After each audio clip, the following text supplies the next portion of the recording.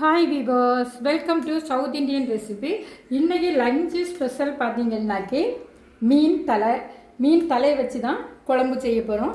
இந்த மீன் தலையோடு பார்த்திங்கன்னா முருங்கைக்காய், அப்புறமா மாங்காய் எல்லாம் சேர்த்து எப்படி டேஸ்டியாக நம்ம பண்ணலாங்கிறத தான் இந்த வீடியோவில் நம்ம பார்க்க போகிறோம். வாங்க. இன்றைக்கி இந்த வீடியோவில் நம்ம மீன் தலை குழம்பு தான் வைக்க போகிறோம்.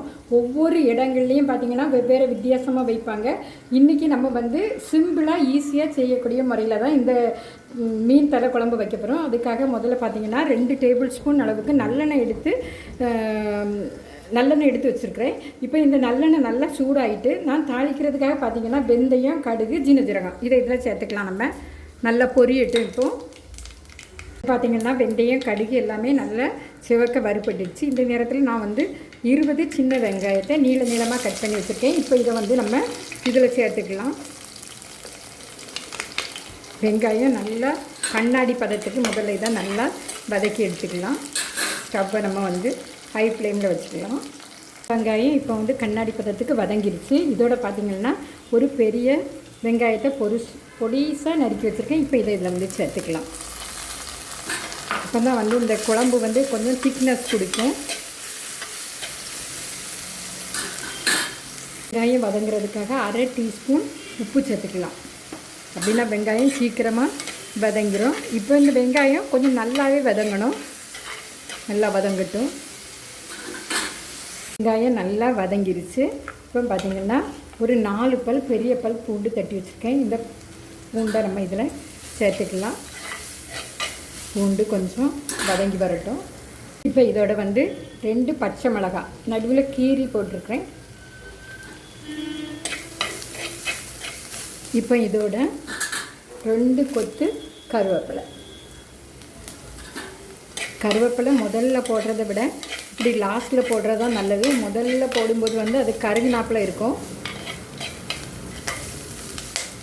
இதோட இதுக்கு தேவையாக 2 மீடியம் சைஸ் தக்காளி எடுத்து சின்னதாக கட் பண்ணி வச்சுருக்கேன். இப்போ இதில் சேர்த்துக்கலாம். இப்போ இந்த வெங்காயத்தோட இந்த தக்காளி நல்லா வதங்கி வரணும், வேகட்டும். தக்காளி வெங்காயம் எல்லாமே நல்லா வெந்து வதங்கிடுச்சு. இப்போ நம்ம இதுக்கு தேவையான மசாலாக்களை சேர்த்துக்கலாம். இதுக்கு தேவையான மசாலாக்கள் பார்த்திங்கன்னா 1 டீஸ்பூன் சீரகப்பொடி, 1 டீஸ்பூன் மஞ்சப்பொடி, 1 டேபிள் ஸ்பூன் வத்தல் பொடி, 1/2 டேபிள் ஸ்பூன் மல்லிப்பொடி. இப்போ இந்த மசாலாக்கள் இந்த எண்ணெயில் நல்லா வேகட்டும். அப்போ தான் அந்த பச்சை வாசனை இல்லாமல் இருக்கும். மசாலா நல்லா அருமையாக வெந்துருச்சு பாருங்கள். இப்போ இதுக்கு நம்ம ஒரு சின்ன லெமன் சைஸு புளி, அதை நமக்கு ஒரு 300 ml தண்ணியில் கலந்து எடுத்து வச்சுருக்கேன். இப்போ இது கூட நம்ம சேர்த்துக்கலாம். ஏன்னா இந்த புளி கரைசல் தக்காளி அப்புறம் வெங்காயம், வதங்கின வெங்காயம் எல்லாத்தோட மிக்ஸ் ஆகி கொஞ்சம் கெட்டியாக இருக்கும். அதோட பார்த்திங்கன்னாக்கி அருமையாக அந்த வெந்து வரும்போது புளி தண்ணி இதில் வற்றி வரும்போது தான் ஒரு டேஸ்ட்டு வரும். ரொம்ப கொதித்து வருது. இப்போ இதுக்கு தேவையான உப்பு போட்டுக்கலாம்.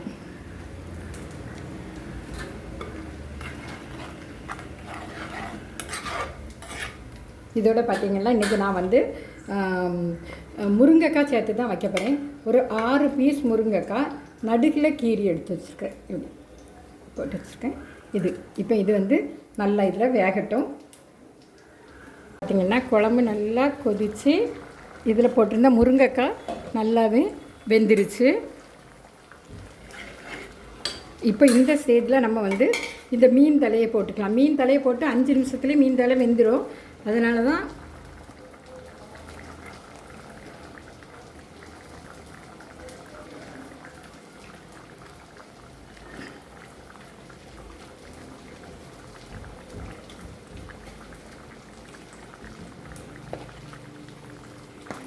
இப்போ மீன் தலையை போட்டு இந்த குழம்புல நம்ம வேகிறதுக்காக அமுத்தி விட்டுக்கலாம்.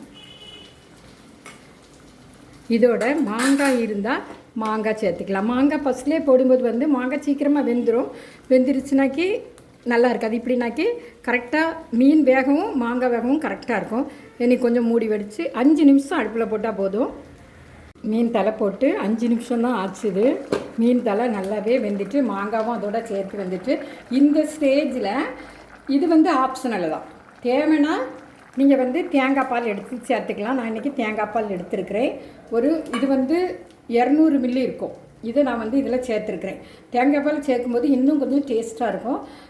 அப்படி சேர்க்காட்டாலும் குழம்பு டேஸ்ட்டாக தான் இருக்கும். இப்போ என்ன இது ஒரு கொதிக்கட்டும்.